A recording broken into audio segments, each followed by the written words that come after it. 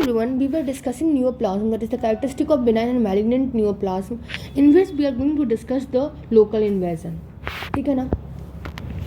तो हम सबको पता है कि मतलब हम सब सोच सकते हैं कि ग्रोथ ऑफ जो कैंसर की जो ग्रोथ होता है उसमें क्या होगा, there will be the progressive invasion. ठीक है, इन्वेट तो करेगा ही ना, तभी ना अलग अलग टिश्यू में स्प्रेड करेगा. तो प्रोग्रेसिव इन्वेजन कैसे करेगा? That is by the destruction of surrounding tissues. और उसके बाद फिर क्या हो जाएगा, then eventually it will spread to systemic. ठीक है, तो यही बोल रही थी. ये तो ग्रोथ ऑफ कैंसर से, और हमें पता है कैंसर बेसिकली हम लोग मोस्टली मैलिग्नेंट ट्यूमर्स को ही बोलते हैं. अगर हम लोग बात करते हैं बिनाइन ट्यूमर्स की, तो इसमें क्या होता है, जो बिनाइन ट्यूमर होता है वो cohesive, that is grow as cohesive and that is as expansible mass. ठीक है, दैट रिमेन, ये लोकलाइज्ड रहता है, that remain localised to their site of origin, मतलब साइट ऑफ ऑरिजिन के पास लोकलाइज्ड रहता है. ठीक है ना, और it lack the capacity invade और मेटास्टेसाइज टू डिस्टिंक्ट साइट. मतलब इसके पास कैपेसिटी नहीं होता है कि ये कुछ को इन्वेड कर सके या फिर मेटास्टेसिस करके कहीं दूर चला जाए. This is the characteristic of benign tumour. ठीक है, और हमें पता है कि जो बिनाइन ट्यूमर होता है वो क्या करते हैं, वो they grow and expand slowly. तो benign tumour grow and expand slowly, धीरे धीरे होता है. तो क्या होता है, they develop a rim of compressed fibrous capsule.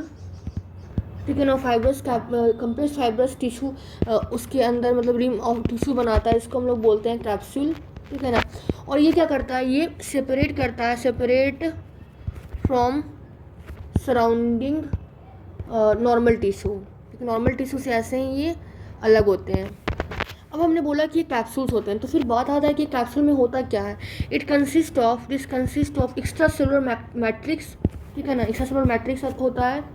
ठीक है ना, एंड अब जैसे tumour capsule extra cellular matrix consist करता है, जिसमें there is deposition of stromal cell. जैसे कि एग्जांपल इज लाइक फिब्रोब्लास्ट. ठीक है, और ये क्या होता है कि ये जो कैप्सुलेशन जो रहता है, इनकैप्सुलेशन होने के कारण ये ट्यूमर को क्या बना देता है, मेक द ट्यूमर क्या बना देता है, डिस्क्रीट. ठीक है, रेडली पाल्पेबल, मतलब इजीली पाल्पेबल नहीं हो पाता है, इजीली पाल्पेबल हो जाता है, रेडली पाल्पेबल. उसके बाद मूवेबल, मीन्स कि ये फिक्स्ड नहीं होता, नॉन फिक्स्ड.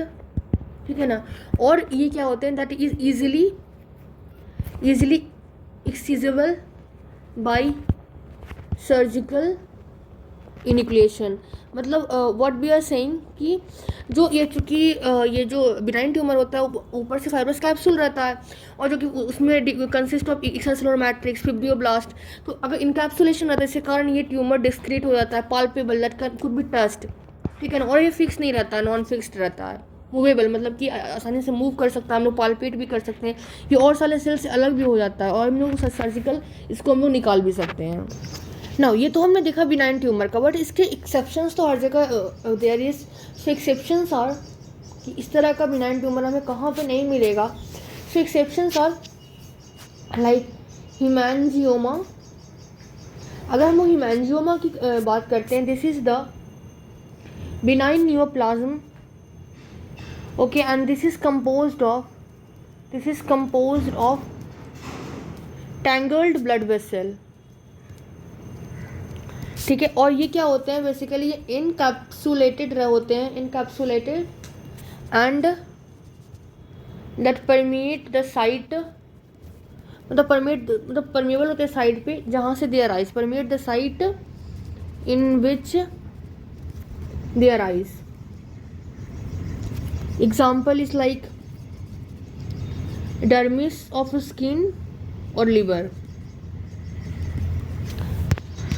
क्योंकि ये अनकैप्सुलेटेड है, परमेट कर सकते हैं कई एग्जांपल जैसे डर्मिस ऑफ स्किन लीवर, अगर ये परमेट कर जाते हैं, इसमें कोई मतलब कि कैप्सूल्स नहीं है, अगर ये ज़्यादा हो जाता है तो ये ट्रीटेबल नहीं है, ठीक है। अब हम लोग मैलिग्नेंट ट्यूमर्स की बात करते हैं। तो when we talk about malignant tumour,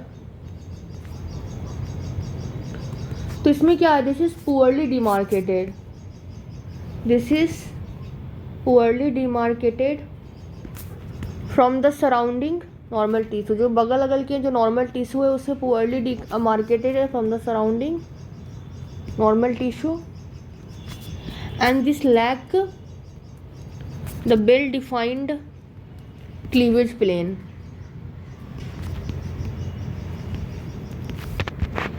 ठीक है, और अगर यही malignant tumour if it is slowly expanding malignant tumour है, तो क्या हम देखेंगे कि उसमें हमें दिखेगा फाइब्रस कैप्सूल्स, ठीक है ना। और अगर हम लोग इसी का हिस्टोलॉजिकल एग्जामिनेशन करते हैं तो हमें स्यूडो कैप्सुलेटेड दिखेगा। क्यों? Histological examination that so the pseudo encapsulated, क्योंकि हमें ऐसे दिखेगा कि जो मतलब there will be penetrating margin, और अगल बगल से सब जो उसके टिश्यू सेल है वो मेटास्टासिस करते हुए आपको दिखेंगे। So this is this. After this हमने देखा कि डेवलपमेंट ऑफ मेटास्टासिस कैसे होता है, ठीक है। और इसके बाद में देखा कि इन्वेजिनेशन जो है, मतलब कि डेवलपमेंट तो हमने देखा कि हाँ development, but invagination is the biggest thing, it is the most reliable indicator जो कि डिस्क्रिमिनेट करता है मैलिग्नेंट ट्यूमर से और बिनाइन ट्यूमर में, ठीक है। So here we will write, here I have written कि जो इन्वेसिवनेस कि कौन सा ट्यूमर इन्वेसिवनेट कर रहा है, it is the most reliable discrimination of malignant and benign tumour, ठीक है।